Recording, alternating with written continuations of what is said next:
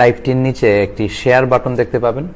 এই শেয়ার বাটনে ক্লিক করে আজকের এই লাইভটি শেয়ার করে দিন, ফলে আপনার ফেসবুক বন্ধুরা এই লাইভটি এখন থেকেই দেখতে শুরু করবে, অথবা পরবর্তীতে এখন যাদের লাইভটি দেখার সুযোগ হচ্ছে না, পরবর্তীতে তারা দেখে নিতে পারবে ইনশাআল্লাহ।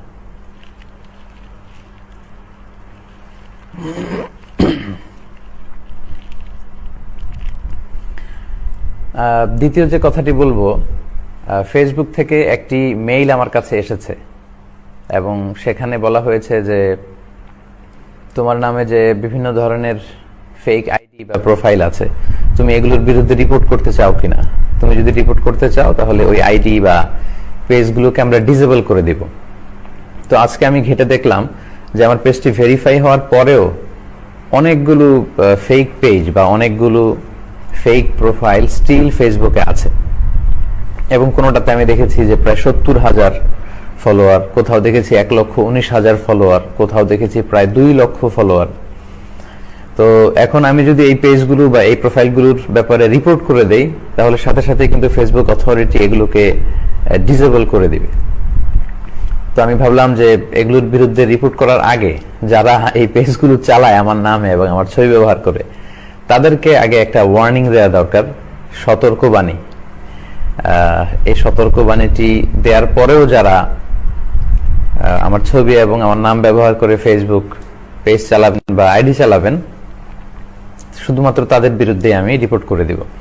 তো আপনাদের প্রতি আমার আহ্বান হচ্ছে, আপনারা 3 দিন সময় পাবেন। I give you 3 days only. এই 3 দিনের মধ্যে আপনারা এই ফেক যেই পেজগুলো আছে এবং আইডিগুলো আছে, এগুলোর ছবি চেঞ্জ করবেন এবং নামও চেঞ্জ করে দিবেন। আমি এর আগে বলেছি যে মিজানুর রহমান আজহারি সমর্থক group, Mizanur Rahman Azhari fan club, supporter, এই নামে অনেক পেজ ফেসবুকে চলে। তো এতে আসলে আমার কোনো আপত্তি নেই। আপনারা যদি এইভাবে চালাতে চান, ফ্যান্স ক্লাব, সাপোর্টার অথবা সমর্থক গোষ্ঠী, এই নামে চালাতে চাইলে আমার কোনো আপত্তি নেই, যেহেতু এরকম অনেক পেজ অনেকেই চালাচ্ছেন। কিন্তু আমার আপত্তি হচ্ছে শুধুমাত্র আমার ছবি এবং মিজানুর রহমান আজহারি এই নামটি ব্যবহার করে যারা পেজ চালাচ্ছেন, তাদেরকে আমি বলবো যে 3 দিনের মধ্যে আপনারা এই পেজগুলোর নাম চেঞ্জ করে ফেলবেন। 3 দিন পরে সার্চ দিয়ে আমি যে সমস্ত আইডি এবং পেজগুলোকে দেখবো যে স্টিল আপনারা আমার নাম এবং আমার ছবি ব্যবহার করে ফেসবুকে পেজ কিংবা আইডি চালাচ্ছেন, শুধুমাত্র সেই সমস্ত পেজ এবং আইডিগুলোর বিরুদ্ধে আমি রিপোর্ট করব ইনশাআল্লাহ। ঘোষণাটি শেষ হলো, আশা করি আপনারা বুঝতে পেরেছেন। সম্মানিত সুধী, ইদানিংকালে সামাজিক যোগাযোগ মাধ্যমে বাংলাদেশের সার্বিক পরিস্থিতি যদি আমরা খেয়াল করি, তাহলে দেখব যে একটি ভয়ঙ্কর সময়ের মধ্য দিয়ে আমরা যাচ্ছি। হত্যা, ধর্ষণ, ছেলে ধরা, ছোট্ট ছোট্ট ছেলেদের গলা কেটে ফেলা, তারপরে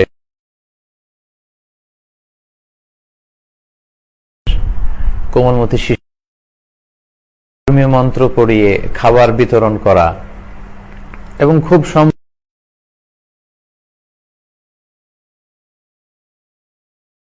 সবগুলো মিলে দেখা যাচ্ছে অস্থির বাংলাদেশ।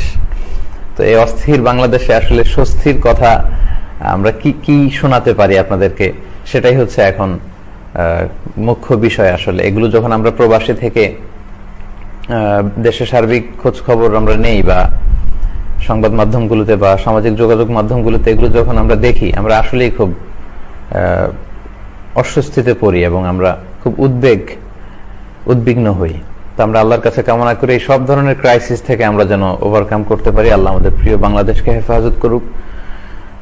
আল্লাহ আমাদের ধর্মীয় চেতনা, আমাদের স্বাধীনতা, সার্বভৌমত্ব, আমাদের ঈমান, আখলাককে হেফাজত করুক, এই কামনায় আমরা সবসময় করি।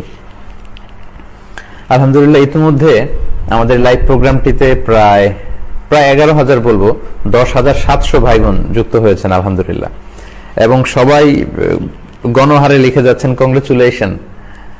তো যারা কংগ্রেচুলেশন জানাচ্ছেন, আমি আপনাদের সবাইকে অনেক শুকরিয়া জানাই। আমি জানি আপনারা মন থেকে প্রাণ থেকে আমাদেরকে ভালোবাসেন, এবং আমরাও আপনাদেরকে মন থেকে প্রাণ থেকে ভালোবাসি। আমাদের ভালোবাসা শুধু যেন হয় মহান রবের জন্য, এটাই হচ্ছে আমাদের স্লোগান। অনেকে দোয়া করছেন। বিবি আসমা লিখেছেন may Allah bless you. MD Ali লিখেছেন I love you. I love you too. I love you all. বারাকাল্লাহু ফিকুম জামিআন। মামুন খান লিখেছেন congratulation. Abdul Ahad sir, I live in France. আচ্ছা আব্দুল আহাদ ভাই, আপনাকে অনেক শুকরিয়া। আলহামদুলিল্লাহ, অনেক ভাইরা অনেক ধরনের সুন্দর সুন্দর কমেন্টস লিখছেন, দোয়া করছেন। এবং আমরা যারা দাঈ ইলাল্লাহ, আমাদের জীবনে সবচেয়ে বড় পাওয়া হচ্ছে এই নিঃস্বার্থ ভালোবাসাগুলো। আল্লাহ আপনাদের সবাইকে ভালো রাখুক। আল্লাহ আপনাদের ফ্যামিলিগুলোকে জান্নাতি ফ্যামিলি হিসেবে কবুল করুক। আপনাদের ফ্যামিলি মেম্বার্স যারা আছে সবাইকে আল্লাহ সুস্থ রাখুক। আপনাদের ছেলে মেয়েদেরকে আল্লাহ ইসলামের পক্ষে কাজ করার তৌফিক দান করুক, দিনের মুজাহিদ হিসেবে কবুল করুক, এই ইচ্ছা পোষণ করছি। সম্মানিত সুধী, ফেসবুক পেজটি ভেরিফাইড হয়েছে, সেটার শুকরিয়া জানিয়ে, এবং যারা ফেক পেজ এখনো চালাচ্ছেন তারা অচিরেই আপনাদের পেজের নাম চেঞ্জ করবেন সেই কথাটি জানিয়ে, পুরো বাংলাদেশে যা চলছে সেটি নিয়ে কিছু কথা বলে এখন সরাসরি আপনাদের প্রশ্নোত্তর পর্বে চলে যাব। তাহলে জীবন ঘনিষ্ঠ অনেক বিষয়গুলো হয়তো আমরা এই ছোট্ট লাইভের মধ্যে দিয়ে জানতে পারবো ইনশাআল্লাহ। অনেকেই কমেন্টস করে যাচ্ছেন এবং অনেক ভাইরাই কংগ্রেচুলেশন, বেস্ট অফ লাক লিখছেন। আমি একবারে সবাইকে উত্তর দিচ্ছি। জাযাকাল্লাহু খায়রান, বারাকাল্লাহু ফিকুম। আমি আগেই বলেছি যে ব্যস্ততার কারণে বা রিসার্চ কেন্দ্রিক আমাদের যে কাজ এখানে, সে কারণে চাইলেও অনেক সময় আমরা লাইভে আসতে পারি না। কিন্তু আপনারা রীতিমতো আমার এই পেজটিতে অনেক প্রশ্ন করে থাকেন, তো সেখান থেকে দুই একটি প্রশ্ন আমি প্রশ্নের উত্তর আপনাদের সাথে শেয়ার করবার চেষ্টা করব, এবং তারপর লাইভে যারা প্রশ্ন করছেন সেখান থেকে দুই একটি প্রশ্নের উত্তর আমরা শেয়ার করে আজকের লাইভটি আমরা শেষ করবো ইনশাআল্লাহ। এক বোন প্রশ্ন করে জানতে চেয়েছেন, লিখেছেন আসসালামু আলাইকুম।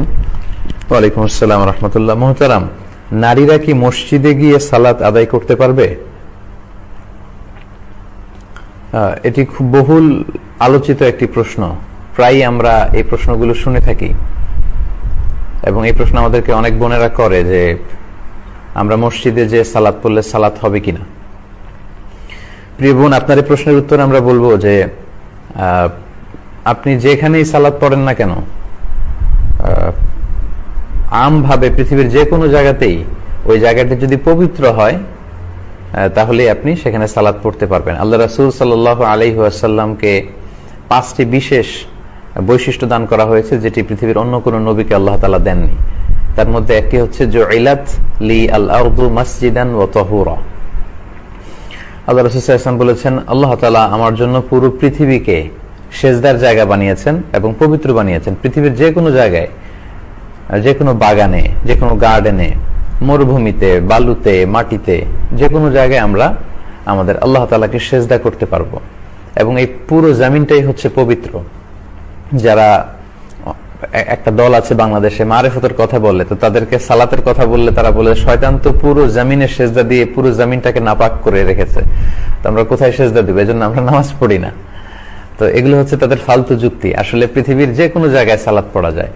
আপনি মসজিদে পড়তে পারবেন, মসজিদ ছাড়া অন্য জায়গাতেও পড়তে পারবেন। এটি হচ্ছে ইসলাম ধর্মের একটি অনন্য বৈশিষ্ট্য। আমাদের আগে অন্যান্য নবীর সময়কালে, অন্যান্য উম্মতদের সময় তাদের ইবাদতগাহ মানে মুসল্লা, মা'বাদ, ওই ইবাদতের জায়গা, সালাত আদায়ের জায়গা ছাড়া অন্য জায়গায় সালাত পড়লে সালাত হতো না। কিন্তু আল্লাহ তাআলা দয়া করে বিষ্ণু ঈসা ইসলামকে এবং এই উম্মার জন্য আমি বলবো এটা একটা গিফট যে আল্লাহ তাআলা পৃথিবীর যে কোনো জায়গায় আমরা সালাত আদায় করলে সেই সালাত আল্লাহ কবুল করে নেবেন। তো প্রিয় বোনের প্রশ্নের উত্তরে আমি প্রথমে এই কথা বলবো যে হ্যাঁ, অবশ্যই আপনি মসজিদে সালাত আদায় করলে, নারীরা মসজিদে যে সালাত আদায় করলে সালাত হবে না কেন? নারীরা কি আল্লাহর বান্দা নন, বান্দি নন? অবশ্যই তারা আল্লাহর বান্দি। তবে মসজিদ থেকে ঘরে সালাত আদায় করা উত্তম, এই মর্মে আল্লাহ রাসূল সাল্লাল্লাহু আলাইহি ওয়াসাল্লাম বলেছেন যে বুয়ুতুহুন্না খায়রুন লাহুন্না, ঘরই তাদের জন্য উত্তম কম্পেয়ার টু মস্ক। মসজিদে নামাজ পড়ার চেয়ে ঘরে নামাজ পড়লে তাদের বেশি সওয়াব। তবে মসজিদে যেতে নারীদেরকে বারণ করা যাবে না। আল্লাহ রাসূল সাল্লাল্লাহু আলাইহি ওয়াসাল্লাম বলেছেন লা তামনাউ ইমা আল্লাহি মাসাজিদ আল্লাহ, তোমরা আল্লাহর বান্দীদেরকে, আল্লাহর বাদীদেরকে মসজিদে যেতে বারণ করো না। তো আপনার স্ত্রী যদি মসজিদে যেতে চায় আপনি বারণ করতে পারবেন না, তাকে যাওয়ার সুযোগ দেওয়া উচিত। যদি সেফটি, সিকিউরিটি এন্ড হেজাব সে মেনটেন করে তাহলে তারা যেতে পারে। কেননা জুমার সালাতে শুধু আমরাই বক্তব্য শুনলাম, আমাদের বোনরা, আমাদের মায়েরা শুনলো না, বঞ্চিত হলো। ঈদের সালাতের এত গুরুত্বপূর্ণ খুতবায় কত বিষয় নিয়ে, মুসলিম উম্মার ক্রাইসিস নিয়ে, সমস্যা নিয়ে, সম্ভাবনা নিয়ে ইমাম সাহেব বা খতিব সাহেব গাইডলাইন দেয়, এগুলো শুধু আমরাই শুনলাম, আমাদের বোনরা, আমাদের মায়েরা শুনলো না।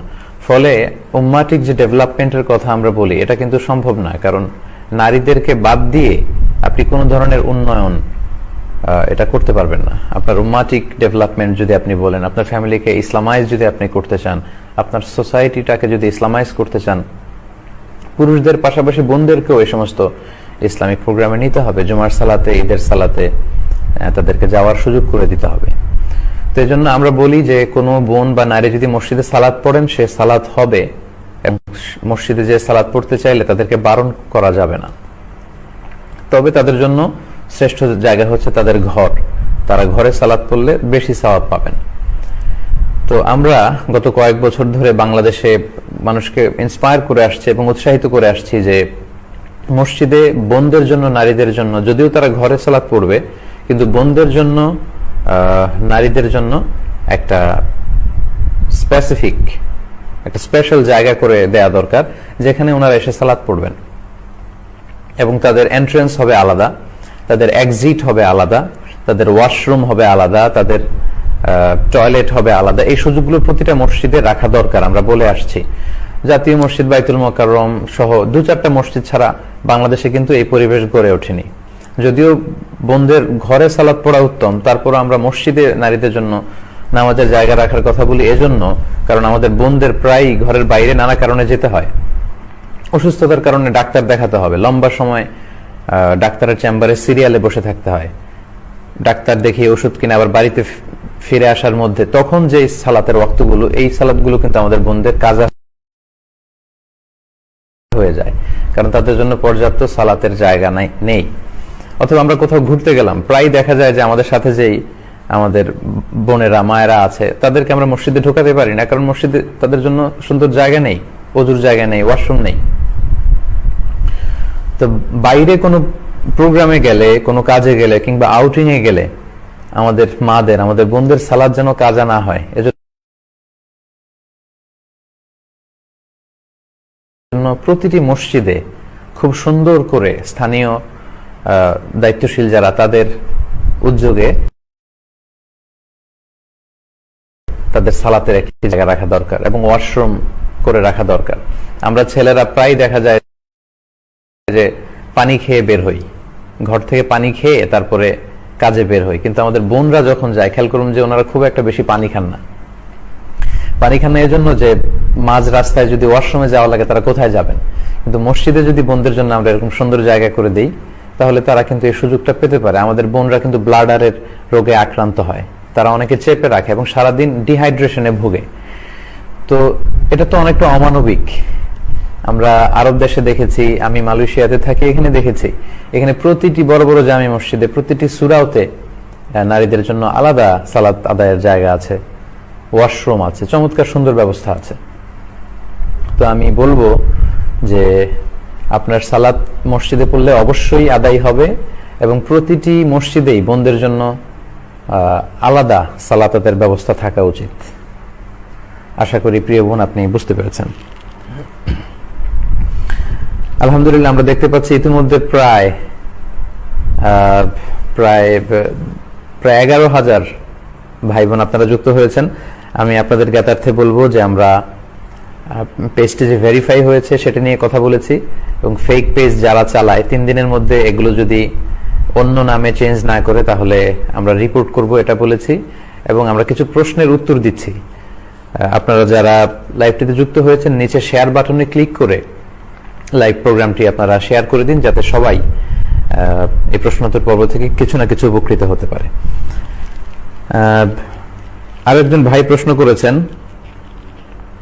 যে মহতারাম, কোন মানুষকে আল্লামা বলা যাবে কিনা? কোনো মানুষকে আল্লামা বলে ডাকা যাবে কিনা? আচ্ছা প্রিয় ভাই, আল্লামা বা আল্লাম হচ্ছে এটি আল্লাহর সিফাত। পবিত্র কালামুল্লাহ মাজিদে আল্লাহ ইরশাদ করছেন যে ইন্নাকা আনতা আল্লামুল গুয়ুব, নিশ্চয় আপনি হচ্ছেন অদৃশ্যের সব বিষয়ে জানেন, আপনি সব জানতা। তো আল্লাম বা আল্লামা বেসিকলি এটা মূলত আল্লাহর একটা সিফাতি নাম এবং এটা আল্লাহর সাথেই যায়, মানে হচ্ছে সব জানতা, দ্য অল নোয়িং, যিনি সব জানেন, সব বিষয়ের জ্ঞান যার কাছে আছে তিনি তো আল্লাহ। আল্লাহ ছাড়া তো সবকিছু জানে এমন কেউ নেই। তো আল্লামাটা বেসিকলি আল্লাহর জন্যই এটা প্রযোজ্য। তবে মানুষকেও তো আমরা মাঝে মাঝে আল্লামা বলি। আমরা বলি যে আল্লামা শফি সাহেব, আল্লামা আহমদ শফি হাফিজাহুল্লাহ, আমরা বলি আল্লামা দেলোয়ার হোসেন সাঈদী, আমরা বলি যে আল্লামা ইকবাল, এরকম কিন্তু আমরা বলি। এবং আমি নিজেও আরব বিশ্ব, ইভেন সৌদি আরবের অনেক শায়েখদের নামের আগেও বিভিন্ন পোস্টারে বা ফ্লায়ারে আল্লামা আমি ব্যবহার করতে দেখেছি। তো সেই আল্লামাটা আল্লাহর সাথে ব্যবহৃত যে আল্লামা সেটা নয়। আল্লাহর সাথে আল্লামাটা, সেটার অর্থ হচ্ছে দ্য অল নোয়িং, সব জানতা, যিনি সব জানেন, মহাজ্ঞানের অধিকারী। মানুষের ক্ষেত্রে যখন এই আল্লামাটা আমরা ইউজ করি তখন এটার অর্থ হয় বিজ্ঞ। আমরা কাউকে যখন বিজ্ঞ বা প্রাজ্ঞ বলে বলতে চাই তখন আমরা সেক্ষেত্রে আল্লামা শব্দটা ইউজ করি। আবার আল্লামা শব্দের আরেকটা বাংলা অর্থ হচ্ছে শিক্ষাবিদ। তো আমরা যখন কাউকে শিক্ষাবিদ বলে অভিহিত করতে চাই তখন কিন্তু আমরা আল্লামা শব্দটা ইউজ করতে পারি। তবে সাধারণত আরব দেশে আল্লামা শব্দটা ব্যবহৃত হয় কম। তারা বেশিরভাগ ক্ষেত্রে দেখা যায় যে ফাদিলাতুশ শেখ বলে, সামাহাতুশ শেখ, আল উস্তাজ, এগুলো বেশি বলে। তো মানুষকে আল্লামা বললে এটা যে শিরক হবে এমনটা না, কারণ মানুষের ক্ষেত্রে আল্লামা একটা, আল্লাহর ক্ষেত্রে আল্লামা আরেকটা। আমরা জানি যে আজিজ, রউফ, রহিম এগুলো আল্লাহর সিফাত, কিন্তু এই তিনটি নাম আল্লাহ তাআলা আল্লাহ রাসূল সাল্লাল্লাহু আলাইহি ওয়াসাল্লামকে উপহার দিয়েছেন। লাকাদ জাআকুম রাসূলুম মিন আনফুসিকুম আজিজুন আলাইহি মা আনিতুম হারিসুন আলাইকুম বিল মুমিনিনা রাউফুর রহিম। তো এখানে রাসূল সাল্লাল্লাহু আলাইহি ওয়াসাল্লামকে আল্লাহ বলেছেন আজিজ, নবী আপনি হচ্ছেন রউফ, আপনি রহিম, আপনি দয়ালু, আপনি মেহেরবান। তো আল্লাহ রাসূল সাল্লাল্লাহু আলাইহি ওয়াসাল্লামের মেহেরবান হওয়া আর আল্লাহ তাআলার মেহেরবান হওয়া কিন্তু এক নয়। আল্লাহ তাআলার মেহেরবান হওয়া, দয়ালু হওয়া, এটা হচ্ছে স্রষ্টা হিসেবে, অ্যাজ এ ক্রিয়েটর। আর রাসূল সাল্লাল্লাহু আলাইহি ওয়াসাল্লামের দয়ালু হওয়া, মেহেরবান হওয়া, এটা হচ্ছে অ্যাজ এ ক্রিয়েচার, সৃষ্টি হিসেবে। তো আল্লাহটা হচ্ছে অ্যাবসলিউট, অ্যাবসলিউটলি অ্যাবসলিউট। আর মানুষের ক্ষেত্রে যদি আল্লামা ইউজ করি এটা হবে রিলেটিভ বা কম্পারেটিভ, এটা আপেক্ষিক। মানুষের ক্ষেত্রে আল্লামা বললে এটা হবে শিক্ষাবিদ, বিজ্ঞ, প্রাজ্ঞ এই অর্থে যে তিনি অনেক পড়াশোনা করেছেন, অনেক জ্ঞান অর্জন করেছেন এই অর্থে। আর আল্লাহর ক্ষেত্রে যখন আল্লামা হবে সেটা হবে দ্য অল নোয়িং, মহাজ্ঞানী, সব জানতা, সেই অর্থে। এবং সাহাবারাও এটাই করতেন।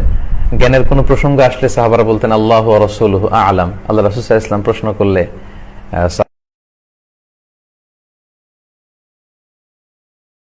সাহাবারা বিনয়ের সাথে বলতেন যে আল্লাহু ওয়া রাসূলুহু আ'লাম, আল্লাহ এবং আল্লাহর রাসূলই ভালো জানেন। এবং আমরা জানি যে সহিহ বুখারীর বর্ণনা, মুসা আলাইহিস সালাম যখন বয়ান করছিলেন বনি ইসরাইলের উম্মতের সামনে, তখন একজন জিজ্ঞেস করলো যে হে মুসা, মান আ'লামু ফিল আরদ, বর্তমান পৃথিবীতে সবচেয়ে বেশি জ্ঞানী কে? তিনি বললেন আমি। কিন্তু আল্লাহর কাছে এই উত্তরটা পছন্দ হয়নি। আল্লাহ চেয়েছেন জ্ঞানের বিষয়টা কেন আল্লাহর দিকে রেফার করা হলো না?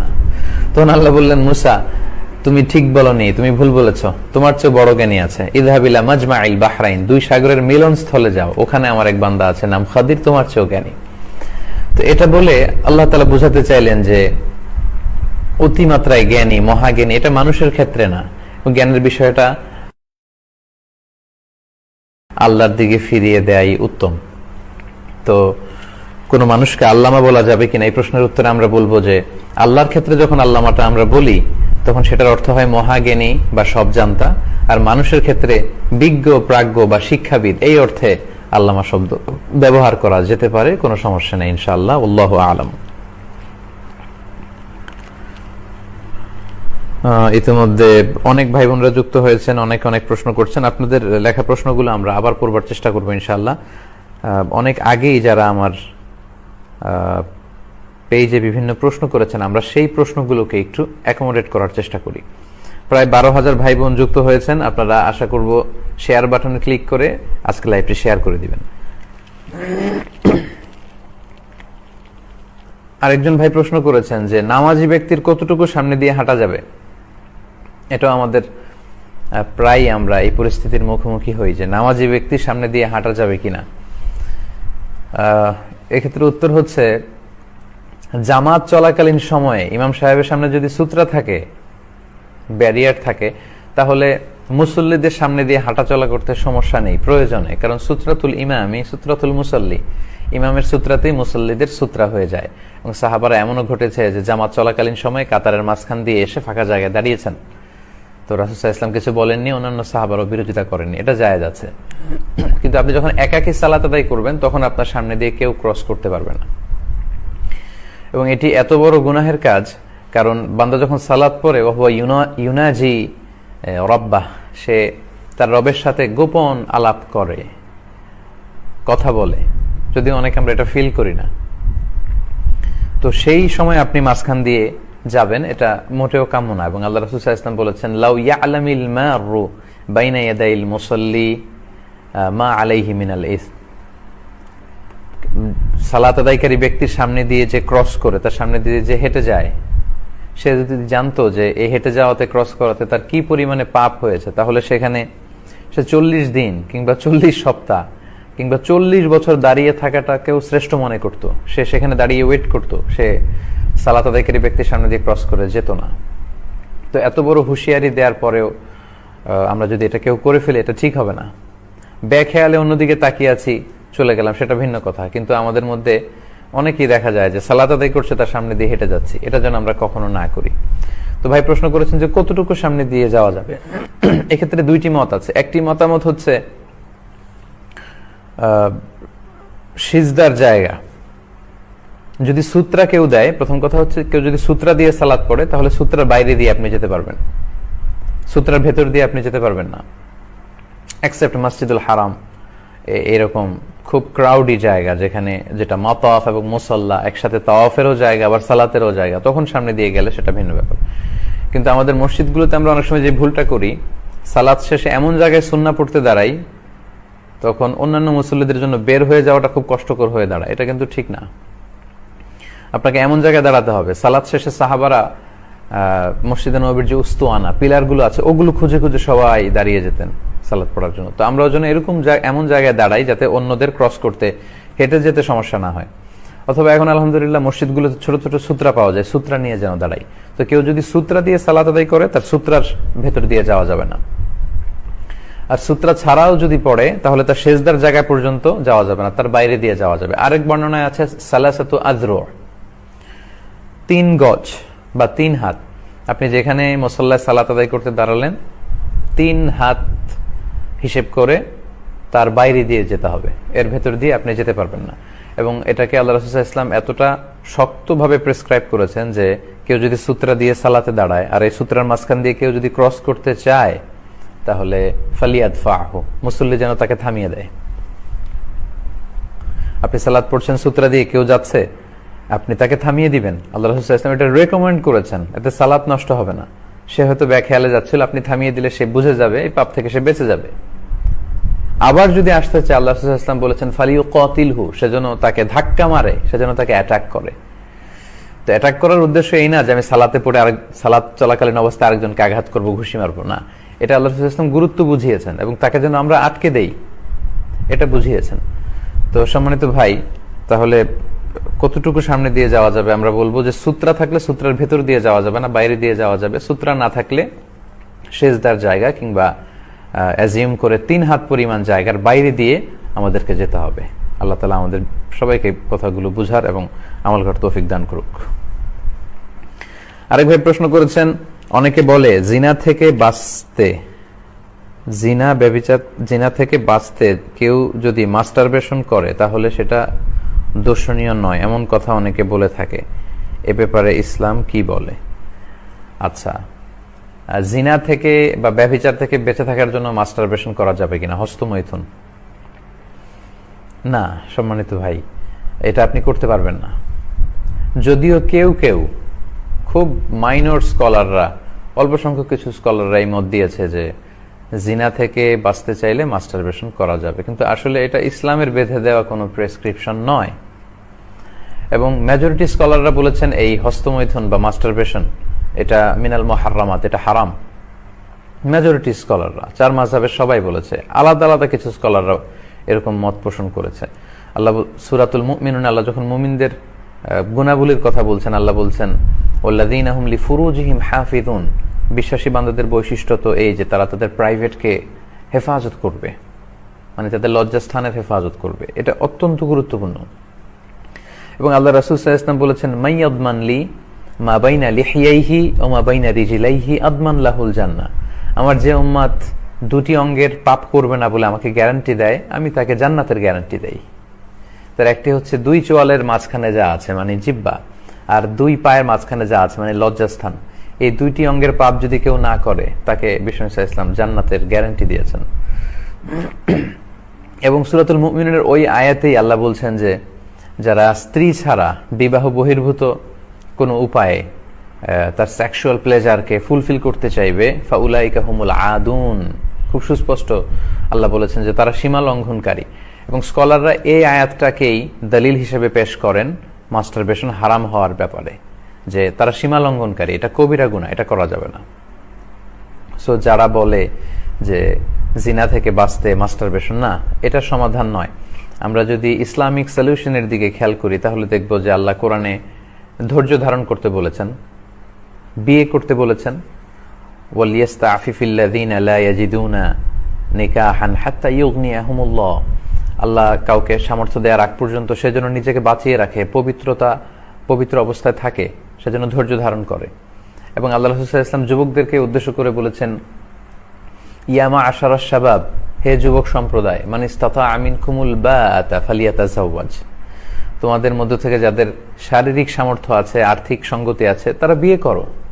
তো প্রেসক্রিপশন হচ্ছে নাম্বার 1 হচ্ছে বিয়ে। আপনি হালাল উপায়ে যদি আপনার যৌবনকে উপভোগ করতে চান, আপনি বিয়ে করুন। বিয়ের চেয়ে ভালো কাজ আর হতে পারে না, সব নবীদের সুন্নাহ। সো আপনি মাস্টারবেশনের এই ঝামেলা থেকে বাঁচতে যুবক ভাইদেরকে আমি বলবো, প্রিয় ভাইরা, তোমরা বিয়ে করো, বিয়ের প্ল্যান করো। কেননা ফাইন্নাহু আগাদ্দু লিল বাসার, আল্লাহ রাসূল সাল্লাল্লাহু আলাইহি ওয়াসাল্লাম বলেছেন চোখকে সংযত রাখার একটা চমৎকার মাধ্যম হচ্ছে বিয়ে। আপনি যদি বিয়ে করেন এবং স্ত্রীর সাথে আপনি সময় কাটান, আপনার এদিক সেদিক চোখ যাবে না, নজর যাবে না। ওয়া আহসানু লিল ফারাজ, এবং চরিত্র হেফাজত বা লজ্জাস্থানের হেফাজতের একটা বড় মাধ্যম হচ্ছে বিয়ে। ওমান লাম ইয়াস্তাতি ফাআলাইহি বিসসাওম, আর যার পক্ষে বিয়ে করার হয়তো টাকা নেই বা শারীরিক সামর্থ্য নেই, সব মিলে হয়ে উঠছে না ব্যাটে বলে, আল্লাহ রাসূল সাল্লাল্লাহু আলাইহি ওয়াসাল্লাম যে প্রেসক্রিপশন দিয়েছেন সেটা হচ্ছে ফাআলাইহি বিসসাওম, হি শুড ফাস্ট, তার রোজা রাখা উচিত। ফাইন্নাহু লাহু ভিজা, কেননা এই সিয়াম, এই রোজা বা নফল সিয়ামের মধ্য দিয়ে এটা ভিজা, এটা কাইন্ড অফ প্রোটেকশন, এটা ঢালের মতো। ঢাল যেমনি যুদ্ধে আঘাত থেকে বাঁচায়, তেমনি সিয়াম আপনাকে বাঁচাবে। তো এই ব্যভিচার থেকে বাঁচার জন্য আপনি মাস্টারবেশন কেন করবেন, যেখানে ইসলাম বলেছে আপনাকে বিয়ে করতে না পারলে আপনি ধৈর্য ধারণ করবেন এবং আপনি সিয়াম পালন করবেন। তো আমরা যদি সিয়ামের অভ্যেস করি এবং খুব দ্রুত বিয়ে করার প্ল্যান করি, তাহলে দেখা যাবে যে এই বিষয়গুলো, এই অভ্যেসগুলো আমাদের মধ্য থেকে অনেকটাই কেটে যাবে ইনশাআল্লাহ। আশা করি বুঝতে পেরেছেন। আরেকটি প্রশ্ন আমি নিব, অনেক প্রশ্ন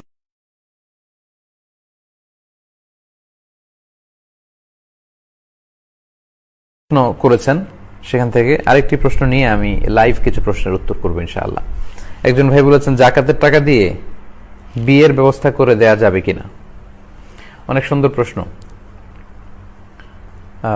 জাকাতের টাকা দিয়ে বিয়ের ব্যবস্থা করা যাবে কিনা। আমরা জানি যে জাকাত কিছু স্পেসিফিক খাতে ব্যয় করতে হয়। আল্লাহর পবিত্র কোরআনে সূরাতুত তাওবায় বলেছেন ইন্নামাস সাদাকাতু লিল ফুকারাই ওয়াল মাসাকিন ওয়াল আমিলিনা আলাইহা ওয়াল মুআল্লাফাতি কুলুবুহুম ওয়া ফির রিকাব ওয়াল গারিমিনা ফি সাবিলিল্লাহি ওয়া ইবনিস সাবিল ফারিদাতাম মিন আল্লাহ ওয়াল্লাহু আলিমুন হাকিম। এখানে আল্লাহ জাকাত কাদেরকে দেয়া যাবে 8টি খাতের কথা বলেছেন। তার প্রথমটি হচ্ছে ফুকারা। ফকির মানে এমন ব্যক্তি যার সামান্য কিছু আছে কিন্তু তাতে তার সব যে নিড, প্রয়োজন, এই প্রয়োজনগুলো ফুলফিল হয় না। তো বিয়েটা তো অনেক জরুরি প্রয়োজন। আমরা জানি যে ফান্ডামেন্টাল রাইটস বা বেসিক নিডস এর মধ্যে আছে অন্ন, বস্ত্র, বাসস্থান, চিকিৎসা, শিক্ষা এবং এন্টারটেইনমেন্ট। এবং বিয়ের মাধ্যমে এই এন্টারটেইনমেন্টের বিষয়টা সবচেয়ে হালাল উপায়ে কিন্তু অর্জিত হয়ে থাকে। তো প্রথম খাতি হচ্ছে ফকির, মানে মান ইয়াফতাকিরু ইলাল মাল, যার সম্পদের প্রয়োজন, তার সামান্য কিছু আছে, এটা দিয়ে তার বেসিক নিডস পূরণ হয় না। তো বিয়েটা মানুষের একটা বেসিক নিডস। তো এই বিয়ের জন্য, বিয়ের মোহরানা দিয়ে হেল্প করার জন্য আপনি জাকাতের টাকা থেকে দান করতে পারবেন ইনশাআল্লাহ। তবে যৌতুকের জন্য কিন্তু আপনি জাকাতের টাকা দিতে পারবেন না। তো অনেকে এরকম বলে যে এই মেয়েটার বিয়ে হচ্ছে না, ছেলেটা এত টাকা যৌতুক দাবি করেছে, তো জাকাতের টাকা দিয়ে বিয়ের ব্যবস্থা করে দিই। না, আপনি কোনো হারাম কাজে সহায়তা করতে পারবেন না। আল্লাহ বলেছেন তাআওয়ানু আলাল বিররি ওয়াত তাকওয়া, তোমরা ভালো কাজে, কল্যাণমূলক কাজে একে অপরকে অ্যাসিস্ট করো, কোঅপারেট করো, সহযোগিতা করো। ওয়ালা তাআওয়ানু আলাল ইসমি ওয়াল উদওয়ান, পাপের কাজে, অন্যায় কাজে তোমরা একে অপরকে সহযোগিতা করতে পারো না। তো যৌতুক দিয়ে আপনি বিয়ের বন্দোবস্ত করবেন জাকাতের টাকা থেকে, না, এটা করতে পারবেন না। বরং আপনি মুসলিম যুবক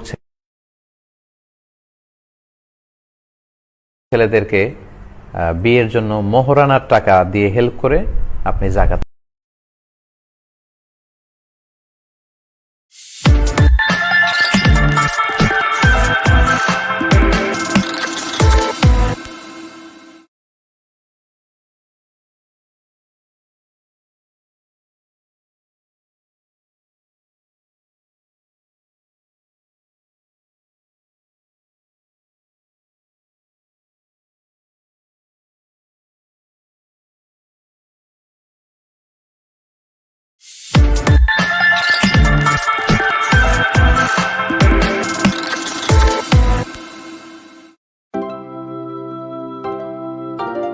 The first and the market leader Ganoderma MLM company.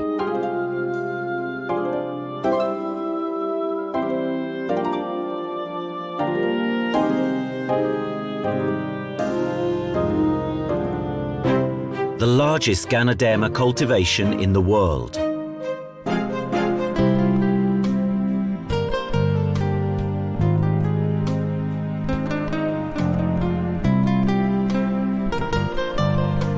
Own cultivations, own factories, own distributor network. More than 100 own produced products, food and beverages, food supplements, cosmetics.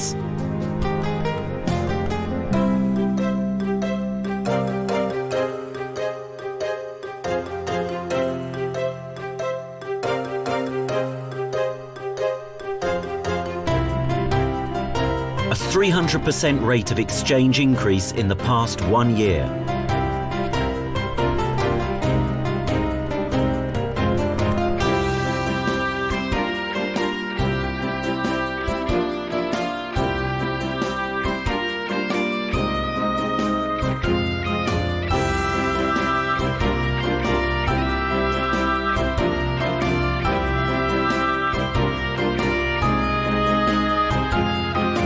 The 28th largest MLM company.